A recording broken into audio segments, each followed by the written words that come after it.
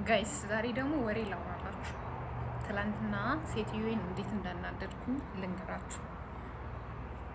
ስራ እየሰራው ነበረ። ወደ 3 ሰዓት አካባቢ ሆኗል።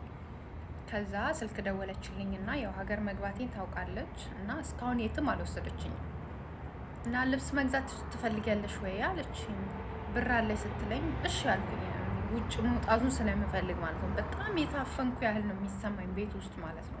ለዛ ውጭ ትወጫለሽ ባሉኝ ቁጥር ሁሉ ገንዘብ ኖረኝም አልኖረኝም አዎ ነው የምለው። እኔ እምቢ ብዬ አላውቅም። ከዛ ሄደን እሷ ስራ ቦታ ናት። ለሹፌሩ ነገረችልኝ። ሹፌሩን ይዞኝ ወደ እሷ ስራ ቦታ ሄደን እሷን ይዘን ደግሞ አንድ ላይ ሱቅ ወሰደችኝ።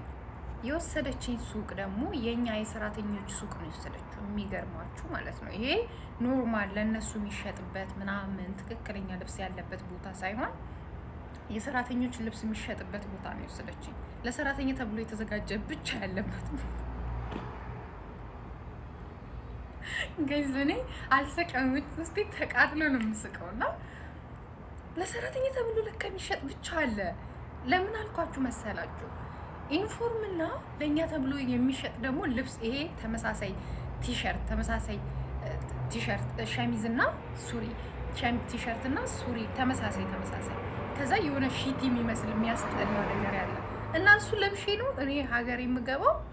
ልብስ እኔ አይቼ አላውቅም፣ ልብስ ለብሼ አላውቅም። እንዴ ምንድን ነው በቃ አልኩኝ። የሆነ እዚህ ነው የምንገዛው ስላት ምረጪ ግቢ ምረጪ አለችኝ።